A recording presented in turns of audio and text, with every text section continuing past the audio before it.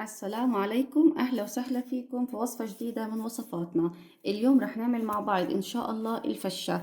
ممكن في الدول التانية ما يكونوا بيعرفوا هذا الاسم. الفشة هي عبارة عن رئتين الخروف أو العجل. أنا جبتهم جاهزين، طلبتهم مقطعين قطع كبيرة بهذا الشكل. نقعتهم بالليمون والخل لمدة نصف ساعة. طبعا لو كانت ذبح البيت احنا بتكون الرئتين أو الفشة قطعة كبيرة. رح نعمل نفس الطريقة، رح ننقعها بخل وليمون بدون تقطيع لنص ساعة. فينا نستغنى عن هاي الخطوة لو احنا مستعجلين ونسقطها في مية مغلية على النار، تستمر على النار تغلي مدة 3 ل4 دقايق، نكب عنها المية ونطفي النار عليها. بنكون هيك تخلصنا من الدم اللي عالق فيها وأي زفرة موجودة فيها. هلأ رح نكمل مع بعض وصفتنا. هلأ في مية مغلية على النار أنا بضيف قطع الفشة كلها اللي معي.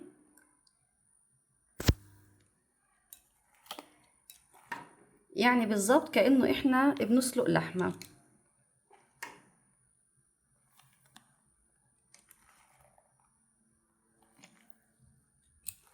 طبعا قطع الفشة بتكون إسفنجية فبنحس إنها بتضل تطلع معنا لفوق. إحنا بالمعلقة بنحاول إنه نضل ننزلها أول ما تبلش تستوي، بعد وقت بتنزل لتحت وما ما بنحتاج إنه نضل نقلب فيها.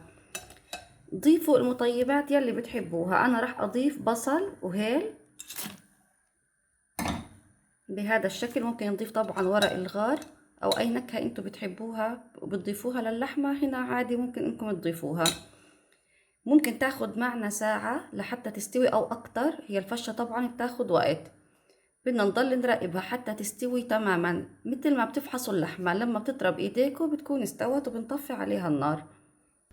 هيك اصبحت معي القطع جاهزة ومستوية، حتى ملاحظين كيف انه اتغير لونها مع السلق. طبعا انا بفحصها عن طريق الايد بهذا الشكل، مستوية معي بشكل نهائي ودايبة دوب. هلأ راح اطفي عليها النار. ضروري نطفي عليها النار بعد ما نتأكد انها استوت معنا تماما. هلأ انا صفيتها من المية ورصيتها على لوحة تقطيع. طبعا هي بتكون سخنة، راح ننتظر شوية لحتى نقدر نمسكها بايدينا ونبلش تقطيع فيها. قطعوها بالشكل والحجم يلي بتحبوه. ممكن نقطعها لشرايح لمكعبات مثل ما بتحبوا. لا، راح اقطعها بهذا الشكل.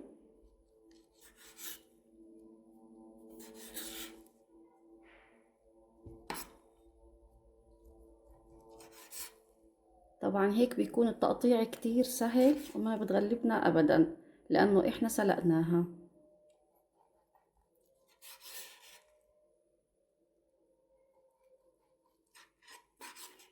في مقلاية على النار ضفت معلقتين من الزيت النباتي. راح اسقط فيهم الثوم المفروم ناعم. طبعا المقادير اللي راح اضيفها هنا كلها تقديرية، فيكم تزودوا او تقللوا حسب ما بتحبوا.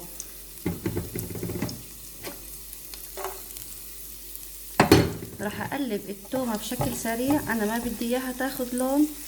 اول ما تطلع ريحتها راح نسقط قطع الفشة. بنسقط كل قطع الفشة اللي معانا.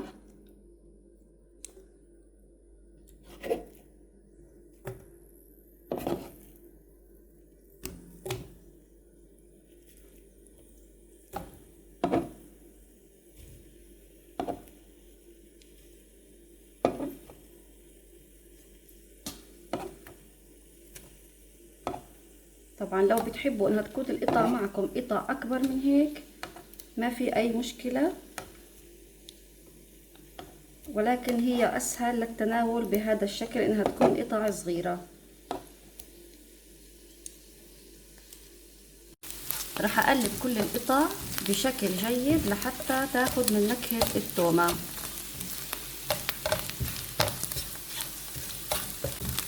هلا انا استخدمت الزيت النباتي. لو متوفر عندكم اللية ممكن تضيفوها، بتدي نكهة كتير طيبة وطعم طيب. كمان فيكم بدل التومة لو اللي ما بيحب التومة يضيف البصل، الفلفل الملون، الفلفل الاخضر الحامي. الاضافات هاي كلها حسب الرغبة، ولكن انا اليوم حبيت اعملها بنكهة التوم. وزي ما قلنا لو بتحبوا نكهة التوم تكون قوية فيكم تزودوا او تقللوا عن الكمية اللي انا ضفتها.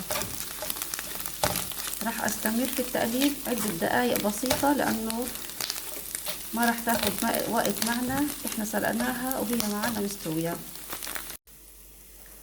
هلأ بعد ما تغير لونها بهذا الشكل راح اضيف رشة من الملح، والملح طبعا حسب الرغبة، رشة من الفلفل الاسود المطحون،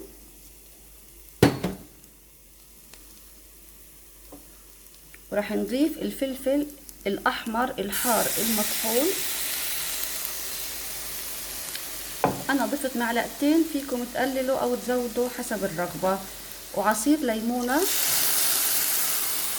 وراح اقلبهم كلهم مع بعض بشكل جيد.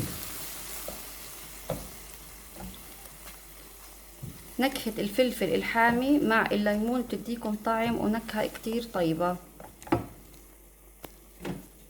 راح استمر في التقليب لحتى تدخل كل المكونات مع بعض وتاخد من نكهة بعض تقريبا ل3 دقايق، واطفي عليها النار. طفيت النار، راح اضيف البقدونس المفروم ناعم بالكمية يلي بتحبوها، وراح اقلبهم مع بعض وبعدين نقدمهم في طبق التقديم.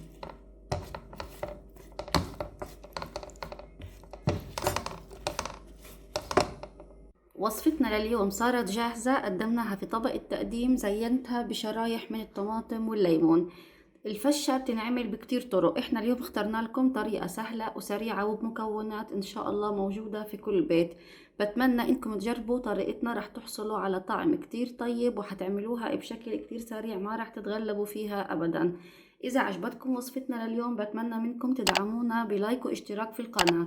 شكرا لكم، يعطيكم العافية.